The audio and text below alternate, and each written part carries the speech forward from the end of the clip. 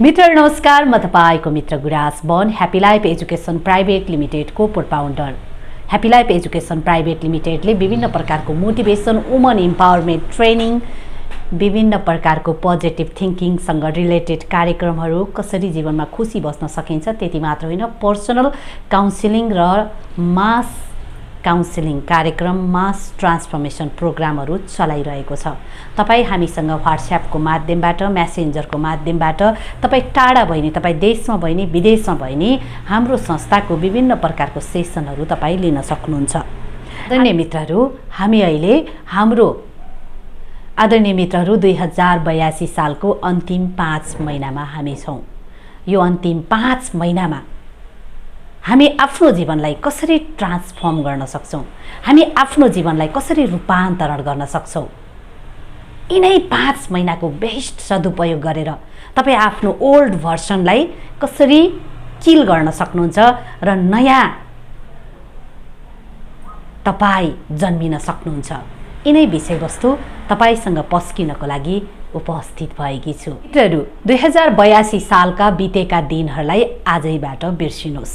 आजैबाट हिजोसम्म तपाईँको जुन bad habit थियो त्यो ब्याड ह्याबिटलाई छोड्ने प्रण गर्नुहोस्। हिजोसम्म तपाईँ 5वटा सिगरेट खानुहुन्थ्यो भने आज एउटा घटाउनुहोस्। हिजोसम्म तपाईँ एभ्रिडे ड्रिङ्क्स गर्नुहुन्थ्यो, हप्ताको हरेक दिन तपाईँ ड्रिङ्क्स गर्नुहुन्थ्यो भने आजबाट तपाईँ हप्तामा 3 चोटि ड्रिङ्क्स गर्ने गर्नुहोस्। हिजोसम्म तपाईँ सावरै लिनुहुन्थेन भने आजबाट तपाईँ सावर लिन सुरुवात गर्नुहोस्। हिजोसम्म तपाईँ रिल एकपछि अर्को युट्युब, टिकटक, फेसबुक हेरेर आफ्नो समय बर्बाद गरिराख्नु भएको थियो भने आजबाट केही समय एक्सर्साइज, दिनमा मिनिमम 8 घण्टा डिप स्लिप, पीस, आफूलाई प्रेम गर्न सिक्नुहोस्। केही समय दिनमा पुस्तक पनि अध्ययन गर्ने गर्नुहोस्। तपाईँ नयाँ कति बेला बन्न सक्नुहुन्छ, तपाईँ स्वयंलाई अर्को जन्म कति बेला दिन सक्नुहुन्छ, त्यति बेला जति बेला तपाईँ हिजो जसरी तपाईँका दिनहरू बितेका थिए, जुन हिसाबले तपाईँ आफ्नो समयहरू स्पेन्ड गर्नुहुन्थ्यो त्यो समयलाई टोटली तपाईँ चेन्ज गर्न सुरुवात गर्नुहुन्छ। तपाईँको फिजिकल बडी थोरै मोटो छ भने आजबाट वर्कआउट गर्न सुरुवात गर्नुहोस्, तपाईँ फिट देखिन सुरुवात गर्नुहुन्छ। अनहेल्दी खाना खाएर समय बिताइराख्नु भएको थियो भने हेल्दी खाना खान सुरुवात गर्नुहोस्। तपाईँको फेस, तपाईँको अनुहार, तपाईँको हेल्थ राम्रो हुन्छ, तपाईँ इन्टरनल्ली एक्सटर्नल्ली तपाईँ स्ट्रङ बन्नुहुन्छ र तपाईँ सुन्दर देखिन पनि सुरुवात गर्नुहुन्छ। हिजोसम्म तपाईँ आफ्नो नलेज बढाउनको लागि अध्ययन गर्नुहुन्थेन भने आजबाट अध्ययन गर्न सुरुवात गर्नुहोस्। दिनमा एउटा किताब कम्तीमा पनि 15 मिनट पढ्ने प्रयत्न गर्नुहोस्।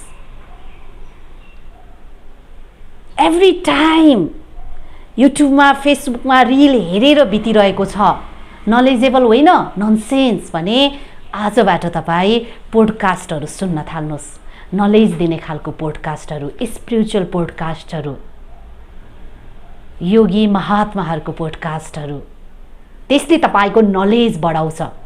अडियोहरू सुन्ने गर्नुहोस्। जसम्म तपाईँलाई एक्सर्साइज गर्न अल्छी लाग्थ्यो भने आजबाट तपाईँ एक्सर्साइज गर्न सुरुवात गर्नुहोस्। थोरै 10 मिनट, 15 मिनट, 20 मिनट भए पनि शान्त बस्न सुरुवात गर्नुहोस्, नेचरमा जान सुरुवात गर्नुहोस्, पोडकास्ट सुन्न सुरुवात गर्नुहोस्, म्युजिक सुन्न सुरुवात गर्नुहोस्। नयाँ स्किल, तपाईँसँग थोरै अमाउन्ट लाइक 3000, 4000 एक्स्ट्रा पैसा छ भने एउटा नयाँ स्किल सिक्न तपाईँ आफ्नो समय स्पेन्ड गर्नुहोस्। कुनै पनि हालतमा मलाई बाँच्नु छ, कुनै पनि हालतमा मलाई बाँच्नु छ, कुनै पनि हालतमा मलाई हाँस्नु छ, कुनै पनि हालतमा मलाई खुसी हुनु छ, कुनै पनि हालतमा मलाई परिवर्तन हुनु छ। जुन रिलेसनसिपले तपाईँलाई हेल्दी बनाइरहेको छैन, तपाईँको ग्रोथको लागि तपाईँलाई सपोर्ट गरिरहेको छैन, तपाईँको सङ्गतले तपाईँलाई डिस्ट्रोय गरिरहेको छ भने छोडिदिनुहोस्, छोड्ने प्रण गर्नुहोस्। मलाई ननसेन्स गफ गरेर, मलाई विभिन्न प्रकारको ननसेन्स आर्ग्युमेन्ट गरेर अब मेरो समय बिताउनु छैन। छातीमा हात राखेर कसम खानुहोस् आफैसँग, छातीमा हात राखेर आफैसँग कसम खानुस्, मलाई म बन्नु छ, मलाई म ह्याप्पी हुनु छ, म कुनै पनि हालतमा घिस्रिनेछु, लत्रिनेछु। जीवनलाई चलायमान बनाउनुस्। तरकारी किन्न बाहिर जान मन लाग्दैन भने जान सुरुवात गर्नुस्। 2-4 जना मान्छेसँग बोलेर समय स्पेन्ड गर्नुस्। निन्द्रा लाग्दैन भने कुनै पनि हालतमा 8 घण्टा डिप स्लिप सुत्ने प्रयत्न गर्नुस्। यसले तपाईलाई हिल गर्छ। निन्द्रा त्यस्तो औषधि हो जुन नकिनिकन आउँछ र यसले बहुत कुछ दिएर जान्छ।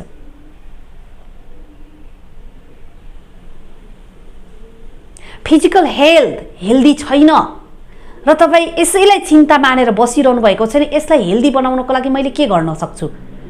केही समय सनलाइट लिएर, केही समय हावामा बसेर, हिँडेर, मन्दिर गएर, पोजिटिभ मान्छेहरूसँग बसेर, पोजिटिभ पोडकास्टहरू सुनेर, नलेज गेन गर्ने खालको पुस्तकहरू अध्ययन गरेर म जसरी पनि मेरो मेन्टल हेल्थलाई स्ट्रङ बनाउने प्रयत्न गर्छु। जसरी पनि मेरो मेन्टल हेल्थ, मेरो इमोसनल हेल्थ, मेरो साइकोलोजिकल हेल्थलाई यति स्ट्रङ बनाउँछु कि मेरो फिजिकल हेल्थमा त्यसको प्रभाव देखिन सुरुवात गर्नेछ। यो 5 महिना जुन बाँकी रहेको 5 महिना तपाईँ बहुत कुछ गर्न सक्नुहुन्छ। तपाईँ बहुत कुछ गर्न सक्नुहुन्छ। तपाईँको सेकेन्ड, तपाईँको मिनेट, तपाईँको आवर, तपाईँको दिन, तपाईँको night, oh my god, change गर्नुस्। पोजिटिभ हुनुस्। जुन रिलेसनसिपले काम गर्दैन, जुन रिलेसनसिपले तपाईलाई डाउन गराउँछ, जुन रिलेसनसिपले तपाईलाई ड्रेन गर्छ, जुन रिलेसनसिपले तपाईलाई डिस्ट्रोय गराइरहेको छ, ग्रोथ हुन दिँदैन, प्रत्यक्ष अप्रत्यक्ष रूपमा तपाईको इनर चाइल्ड किल गरिरहेको छ, छोड्दिनुस्। गडलाई विश्वास गर्नुस्, हेल्दी बस्नुस्, हेल्दी फुड खानुस्, आफूलाई समय दिनुस्।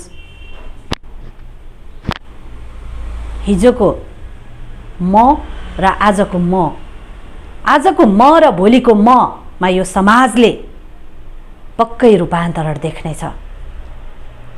दृढ विश्वास गर्नुस्।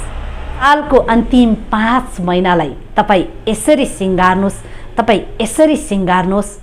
हिजो तपाईलाई लात हान्नेहरू, हिजो तपाईलाई इग्नोर गर्नेहरू, हिजो तपाईको इन्सल्ट गर्नेहरू, हिजो तपाईलाई म्यानिपुलेट गर्नेहरू, हिजो तपाईलाई हिप्नोटाइज गर्नेहरू, हिजो तपाईसँग नार्सिसिस्ट व्यवहार गरेर तपाईको आत्मा किल गर्नेहरूलाई पश्चाताप लाग्न सुरुवात गरोस्। जुन बिस्तारामा बसेर तपाईको समय बितिरहेको छ, जुन बिस्तारामा बस्दै जुन कोठाभित्र आफूलाई कैद गर्दै तपाईले जीवनको इन्द्रेणी बिर्सिनु भएको छ, जीवनका अनेक रङहरू बिर्सिनु भएको छ, ती रङ हेर्न बामे सर्नुस्। ती जीवनका इन्द्रेणीहरूमा तपाईको अधिकार छ। आजैबाट बाहिर निस्किन सुरुवात गर्नुस्।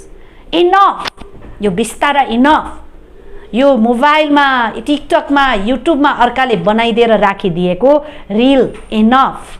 ननसेन्स रिलहरू, ननसेन्स भिडियोहरू, ननसेन्स गसिप, ननसेन्स सङ्गत, ननसेन्स रिलेसनसिप इनफ। ढाड देखाइदिनु, ढाड ब्याक देखाएर अगाडि बढ्नु।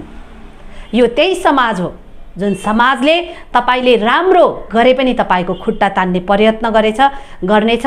तपाईले नराम्रो गरे तपाईलाई पत्थर हान्नेछ। तपाईले यिनीहरूले नराम्रो भन्दै यिनीहरूले पत्थर हान्दै पनि तपाईँ अडिग भएर उभिएर, तपाईँ स्ट्रङ भएर आफूलाई प्रेजेन्ट गरेर, तपाईँ स्ट्रङ भएर आफूलाई समय दिएर आफूलाई बनाउनु भयो भने यो त्यही समाज हो। हिजोसम्म पत्थर हान्न रेडी भएको समाज भोलि तपाईलाई पूजा गर्नमा फूल प्रसाद र धूपबत्ती लिएर उपस्थित हुनेछ। त्यति स्वार्थी समाज हो यो, त्यति तुच्छ समाज हो यो, त्यति हैसियत नभएको, औकात नभएको समाज हो यो। समाजमा देखिएका हामीले गन्ने मान्ने भनेका मानिसहरूको पनि आन्तरिक रूपमा हैसियत हुँदैन। तपाईँ आफ्नो हैसियत बनाउनुस्। यो साल तपाईको खूब सुन्दर हुन सकोस् र आउने साल तपाईँ नयाँ रोजगारको बाटोहरू, नयाँ समृद्धिका बाटोहरूलाई खुल्ला गर्न, ती बन्द भएका ढोकाहरू जुन अनेक मानिसका कुराले, अनेक मानिसले दिएको दर्शन, फिलोसफीले, थट्सले तपाईँ आफ्नो लक गरेको ढोकालाई खुल्ला गरेर तपाईँ जिन्दगीको नवीन बाटोमा यात्रा गर्न सफल हुने भनेर आउनुहोस्। त्यसरी काम गर्नुहोस्, त्यसरी त्याग्ने, त्यसरी काम गर्नुहोस्, समृद्ध हुनुहोस्, सफल हुनुहोस्। अर्को पटक अर्को मिठो सन्देश तपाईसँग बाँड्नेछु। अहिले छुट्टिन्छु। Thank you.